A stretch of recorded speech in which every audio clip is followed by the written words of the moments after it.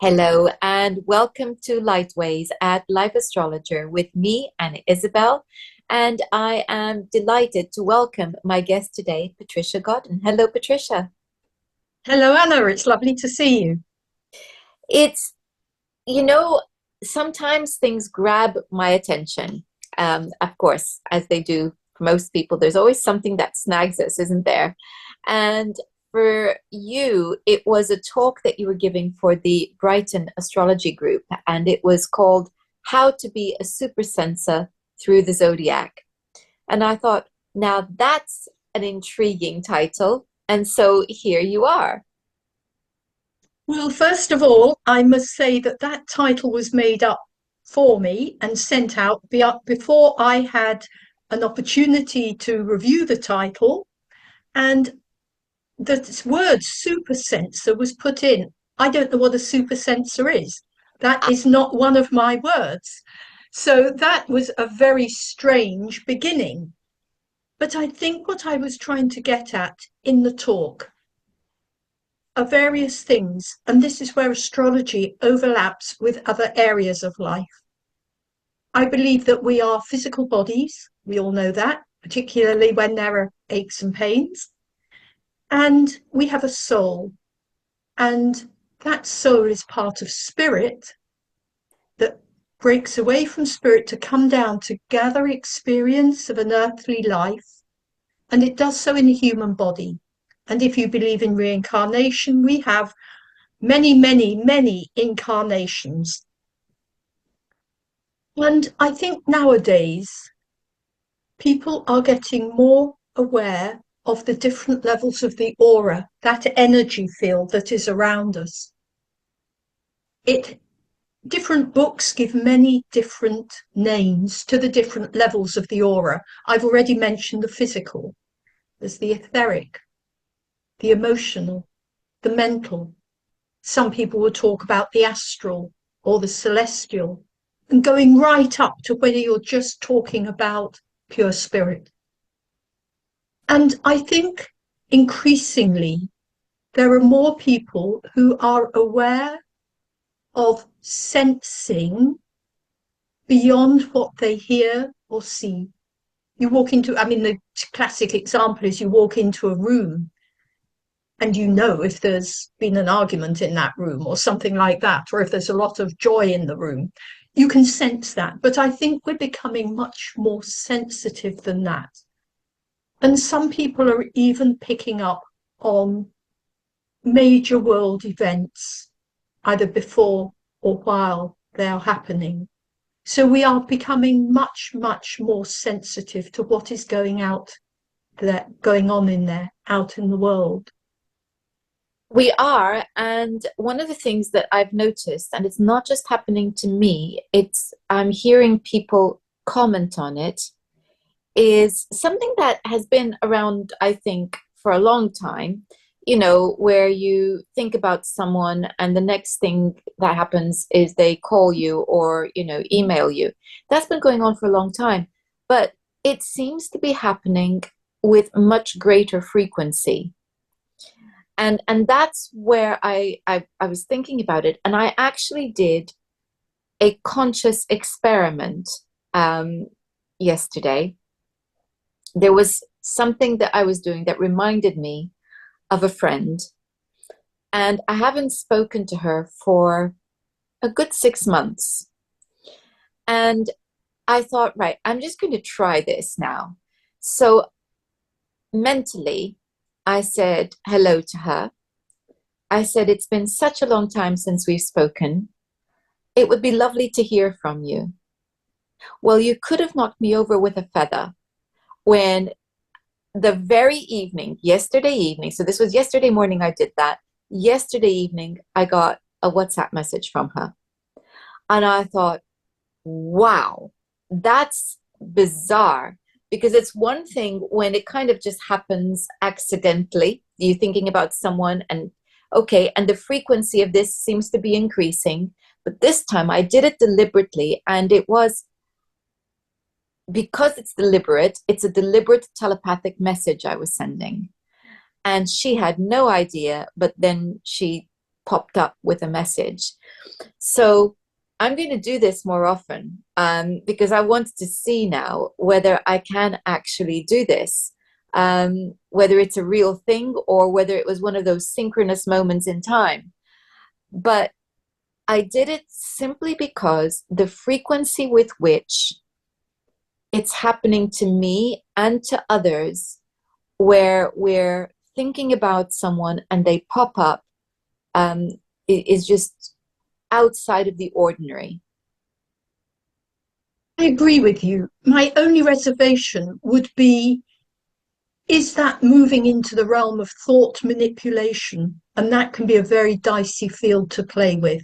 That's yes, I understand what you're saying, and that's a whole other thing, because then that is an intrusion on a person's free will. But you know, I could equally send somebody a message and on WhatsApp, and they're either going to reply or not. So this is a completely different thing. And it is, and I think we're just beginning to.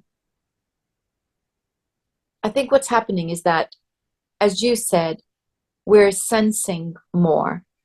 And because we're sensing more, the possibility of our minds linking is becoming more evident. And we need to just experiment and try it out, because if it's happening, then we obviously need to understand that it's happening so that we can place safeguards around it. And but if it's just happening and we're not aware, then I think that that's also tricky, because then there's no safeguards. Again, I would question the need for safeguards because that is fear orientated. What I would say is that perhaps it is the responsibility of each person to use their thoughts in a positive, And that's light-filled way. exactly what I meant by safeguards. Because as you said, you raised the concern of the possibility of manipulation. And that's what I'm talking about as well when I talk about safeguards. It's that we need to understand that if this is happening, then we have to take responsibility and have the highest intentions behind our telepathic experiments, shall we call them? Mm, Because mm. I think that that's a very important thing. So coming back then to the signs, um, how do you perceive this sensitivity to manifest itself through the signs? And you're welcome to just group them as elements and modalities, seeing as we don't have a whole hour. Well, I think when we incarnate, and to begin with, at the beginning of many of our incarnations, we might be a much simpler soul. We don't have any experience initially of planet Earth. And so we might work at a very physical level. For instance, Taurus, the builder, it might just be literally involved with building or working with the earth.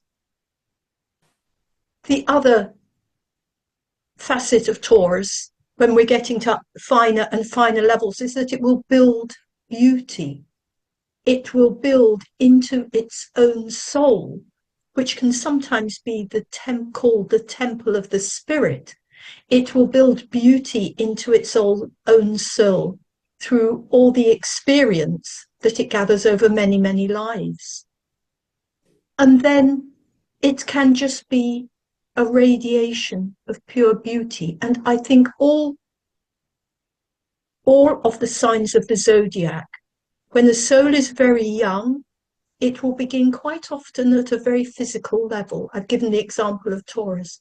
But then it is able to manifest the beauty and the perfection of spirit increasingly as it grows and develops on its journey through many incarnations, until it becomes a beacon of light. And then we can be talking of a very beautiful being that does wonderful things on earth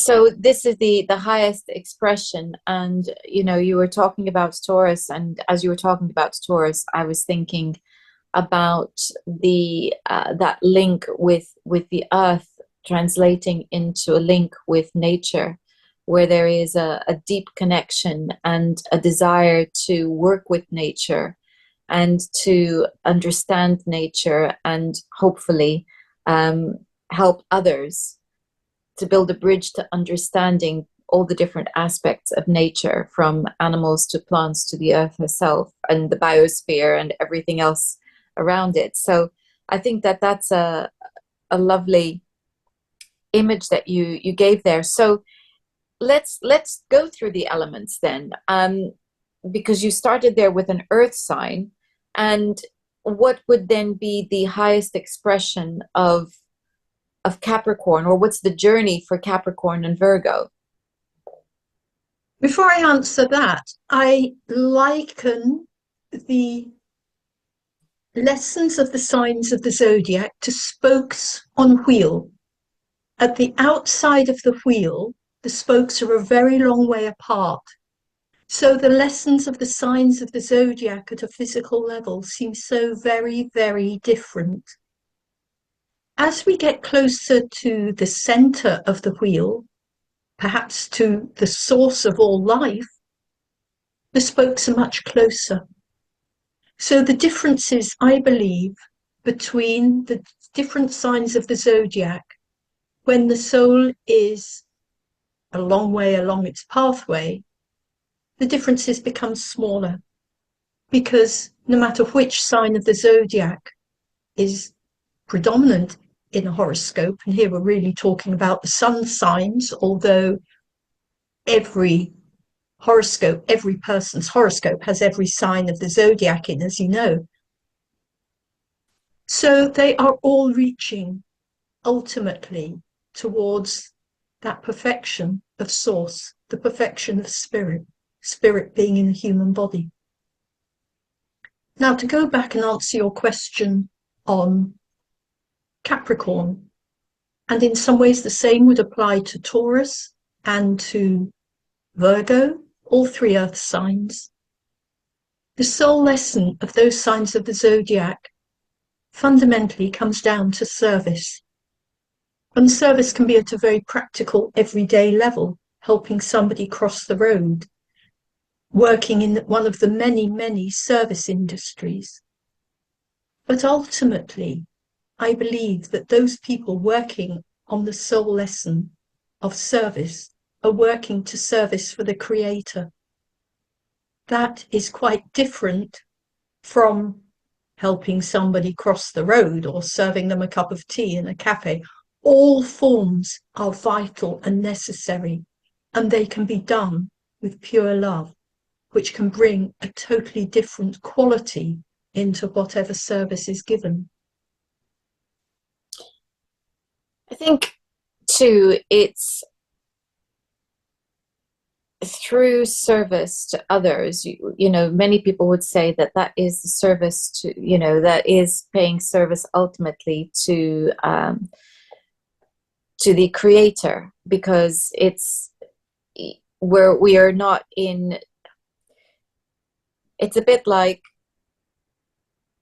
well, we're just not living with him directly. You are having our personal interactions with everybody who we meet on a daily basis, but then everybody we meet on a daily basis is an expression of that energy of the Creator, and therefore by honoring them and doing service to them, we are automatically honoring and doing service for the Creator, because we are all expressions of that.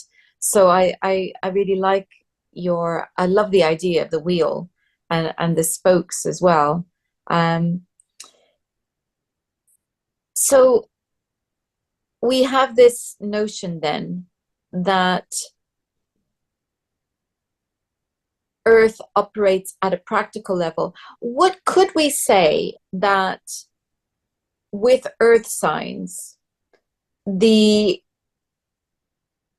ultimate goal then would be to understand the link between the physical and the spiritual? and to bring that into play. I think one could say that is ultimately a goal, albeit one that an awful lot of people, perhaps most people, are totally unconscious of all signs of the zodiac, not just the earth signs. All of us are trying ultimately to reach the perfection of spirit. Some of us are a very long way away from that, but we're striving towards it.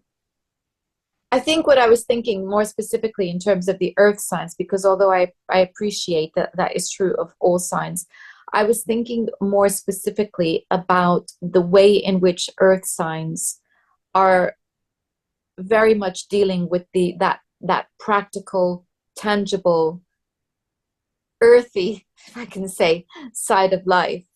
And and I think that that link between heaven and earth in that practical sense becomes, quite relevant if we're talking about the earth signs. I think that is where it's very easy to associate the earth signs with practicality and forget that all the other signs also can also be practical. They also work in a practical world. They are living on earth. So although we often associate the earth signs with practicality, that doesn't mean to say they've got the monopoly on it. All signs can be practical. No, but it's a different focus for the practicality. I think that's what I'm talking about, is where that focus is.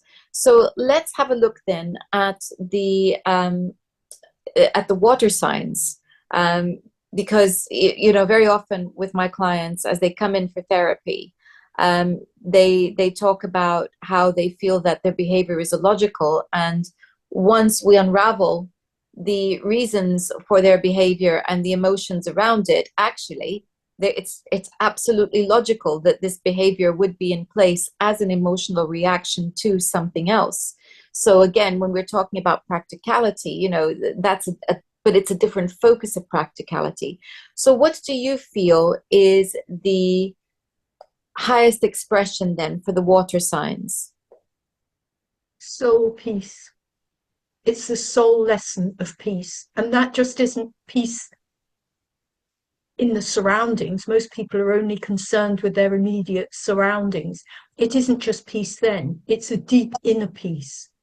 And when the soul has got deep inner peace, it can cope with the most chaotic of circumstances and still maintain that inner tranquility. And when we look at the water signs, maybe looking then at the earlier stages, they are often very sensitive to what is going on around them. Their emotions, for one reason or another, might be quite easily disturbed by even a very slight comment that they take badly, or they might find hurtful, they might feel vulnerable. And it is when they learn to master their emotions, so that rather than reacting emotionally to situations, they can maybe observe, okay, this is such and such a situation, but rise above the emotions to be in control of their own emotions. And that is when they reach inner peace. And alongside that, when people are so sensitive, as the water signs are, then there is often intuition accompanying it. So they are perhaps more sensitive to what is going on around them, as we mentioned at the very beginning of this conversation, looking at what are they feeling. And it can be quite interesting to just sit in silence and say, what am I feeling? What am I feeling that's in me or my life? And what am I feeling from out there, other people? And that can then lead us on to a much higher awareness of life. Intuition, the word intuition, learning from within and learning that beautiful deep peace that is in all of us, even if we don't always feel it. It's interesting because you're talking about inner peace and water, and I'm just thinking about all the amazing experiments that have been done by Veda Austin more recently, where she is showing the way in which water has a memory, and that it's it's very sensitive in it's we already knew that water responds to emotion, but now we can see that it holds a memory, because of the experiments that she's done, where she's taken pictures of water, and you can see what the last thing was, um, that touched the water, including seawater, where you can see the last fish that swam in those drops of water that she then freezes, and you see the pictures, and it's extraordinary. So we see that link, with emotion, because it responds to emotion, or it by appear through the geometric shapes, so that it's got that, um, beautiful kind of snowflake or symmetry when the water has received very positive emotions, and then you can see it's more chaotic, when it's received, less harmonious emotions, shall we say. Um, so there's that, and then there's memory, and these are all things that we've associated with the water element, for forever, it seems. Um, but you're now talking about the need to quiet the inner chaos of emotion without it being suppression. Exactly. Suppressed emotions only lead to further problems. It's more a question of not forcing them to be quiet. That I don't think is beneficial. Obviously, there are certain circumstances in life when that is necessary, but ultimately, and this isn't something that we learn in a few days, years, or whatever, it's something we learn over lifetimes to rise above the emotions. And then we can use the energy of emotions constructively, positively, instead of being tossed around by chaotic emotions or turbulent emotions. Yeah, and I think that that's the beauty of having that depth of understanding. And it's funny you're talking about inner peace, because that's my definition of happiness. And I know that my clients are done with the present course of therapy when they feel that peace inside of them. So it's a rather lovely goal to have, to be overall in that sense of peace. So I guess, the other element that can have quite intense emotions would be fire. So, what do you feel the higher expression of fire would be? If you think very simply of when fire is burning very, very strongly, it's just a pure white light. And I think that is what, at the highest level, our spirit is. It can be likened, it isn't the same as, but it can be likened to a pure white light, when white light contains everything within it, but it's all perfectly integrated into white light. So I think the highest level for the fire emotion, for the fire element, is light. And there are spiritual teachers who liken light to love to life, and say there is no difference between light, life, and love. And love is the soul lesson, part of the soul lesson of all of the fire signs. And that just isn't love within a relationship or affection for somebody. It is just a pure energy that just radiates out from the heart chakra and ultimately from the whole being when that person is totally expressing love. Well, that's made me think about passion, and the I guess I'm wanting to kind of feel my way around passion and the idea of something burning so intensely that it can be destructive, or that it can actually burn out.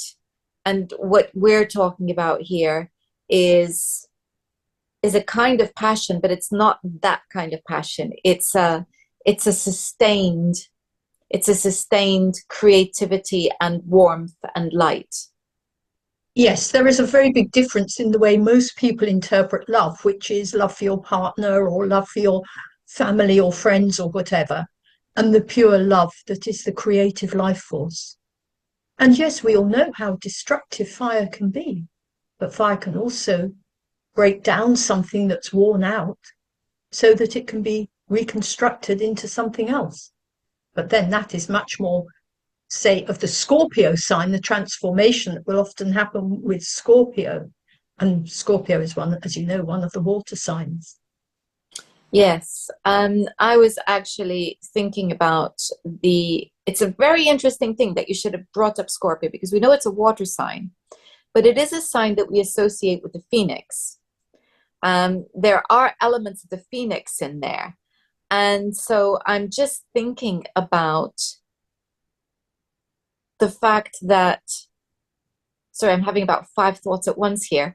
Um, so yes, I'm thinking about that link there between Scorpio and fire, because the phoenix bursts into flames, and is, born out of the ashes.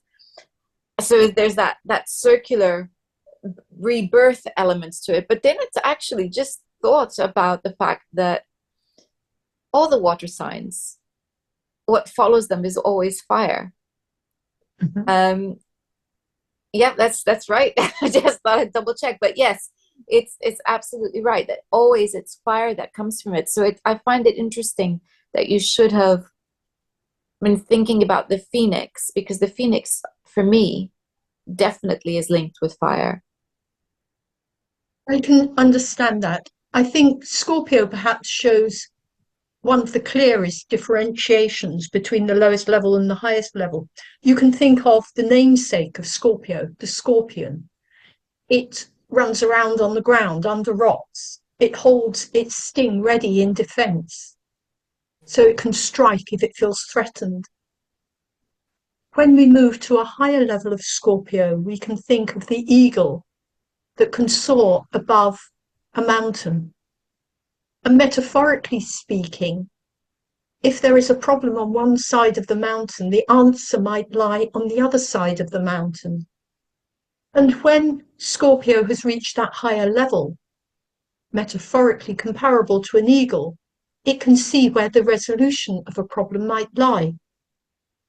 And then the highest manifestation could be of the phoenix rising out of the ashes, taking whatever has been broken down, taking out of that what can be useful, and building something beautiful and something new. So you were talking about the eagle, and of course that's automatically made me think about air. So what do you feel is the highest expression of the element of air? I think that can be summed up in one word: brotherhood. And that is not just the brotherhood between people, interactions between people, which features very strongly with all the air element signs, Gemini, Libra, and Aquarius, but it is brotherhood with all life. Going back to what you were saying earlier, how there is a oneness between all life, between the plants, the animals, the rocks, humans, people, and then even perhaps between the unseen realms of life.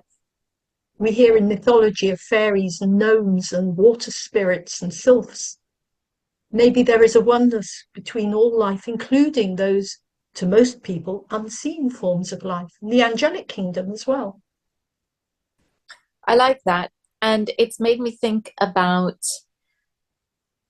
oh, years ago, when I was inspired to write a book about the experience of raising my dog from a puppy. And I suddenly had this vision where everything is one species. There is no distinction between species, really. And that includes the earth itself and all within it. And I kind of think about that being very much an earth experience, but now you're talking about the other unseen realms. And I do think that that is a very air experience. It's difficult to define it. I can see why you say an air experience, but for instance, some of the water signs can be very, very sensitive to those unseen realms. And that isn't excluding that there are people in the fire signs and the earth signs who are also sensitive to the unseen realms. And this is why it can be so, I feel, important not to categorize. This element does this, that element does that. We tend to overlap. It's very easy to compartmentalize. People like to compartmentalize And because then they can pigeonhole an idea and they can understand it better. we need to compartmentalize in order to, I guess, distill the idea to begin with. Mm. But Mm. as you have several times said, and which is absolutely true, we none of us are one element only. I mean, I can't imagine there's a single person out there who is one element only. And we are a blend of elements. And therefore, those elements are within each of us. And so it's about taking the idea and understanding that the idea is an idea. And therefore, we then need to understand that we are more than just the one. And so I think that's the importance, is that we might make a distinction to begin with, but then there is a blending that is required. So I think that that's a very important point that you're making. So if we're looking, we've had a look at elements, but I'm now curious about modalities. So let's have a look then at the modalities. And the beginning of everything begins with cardinal energy. So what is the highest expression of the cardinal? I think it comes down to the right form of action. And that is using action for the highest good of all. Action can be anything from putting a nail into a wall, putting a nail into a bit of wood with a hammer, right through to using that thought power that we were talking of earlier to just send out love and light to the whole world, or hold difficult situations in life in light for their highest good, not for what an individual might deem as the best thing, but just the highest good of all concerned. And when we look at the individual signs, and this is when we begin to link the modalities with the elements. Aries, a fire sign of love. When we link it with the cardinal modality, we come to love in action. When we look at Cancer, it's peace in action. Libra is brotherhood in action. And when we just think of Libra, the diplomat, the arbitrator, the conciliator, that is brotherhood in action just between people, let alone the other realms of life. And then Aquarius is, no, wait a minute. That you're straight into the fixed Capricorn. modality. Yeah, Capricorn is service in action. Service in action. And then when we look at the fixed, or did you have a question about the cardinal? Oh, fixed is great. There we know from when we first started learning astrology that fixed can be very determined, persevering, enduring.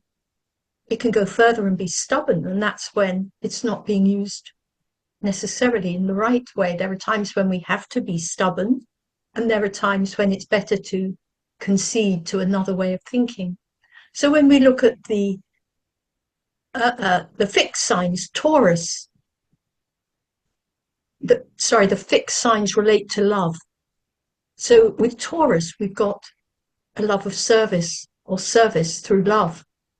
With Leo, here we have both the element and the modality which link with love. So it is just pure love.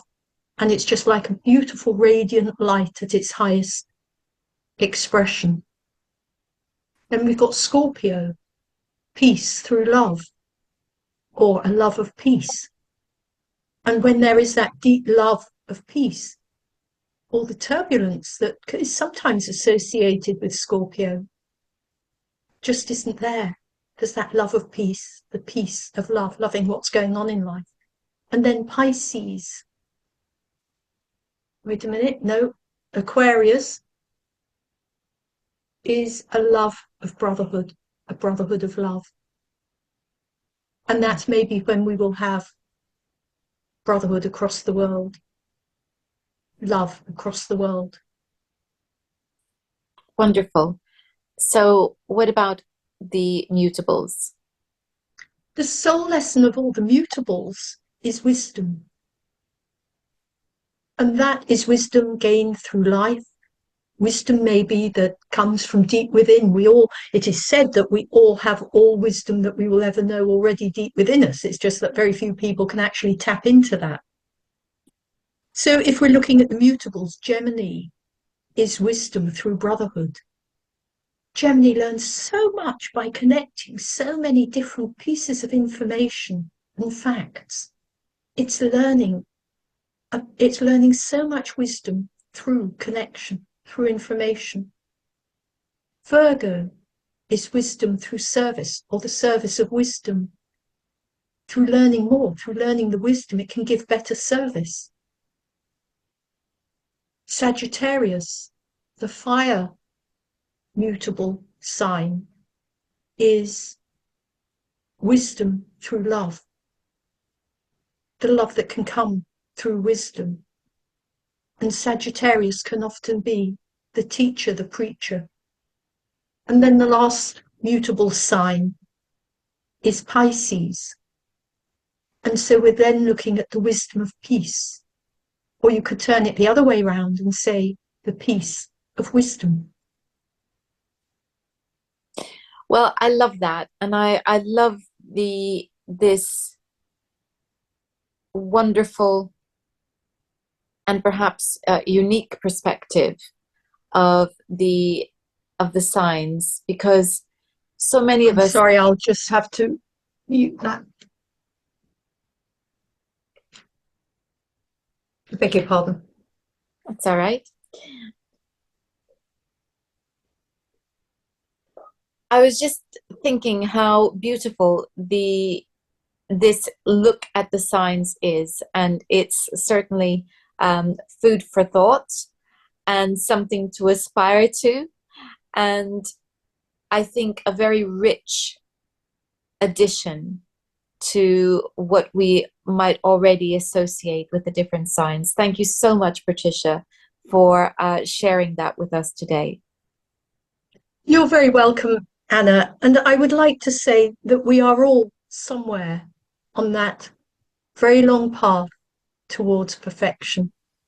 And to be very gentle with ourselves and loving with ourselves when we're having a day that is maybe not quite as easy or going quite as well as we would like. And just to keep on keeping on. And I would add to that what you've given us is a reminder of what we are aiming for. And that the trials and tribulations on the way to that are many. And for that reason, again, that gentleness that you are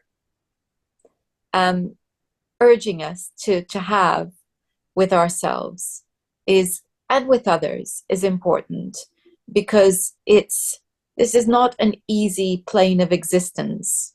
We only need to open our eyes in the morning to notice that this is not an easy plane of existence. And there are times when it is easier to be the higher version of ourselves than others. And so, yes, you're right, that I think compassion is a good word that we need to remember in respect to ourselves and others. So thank you again for that.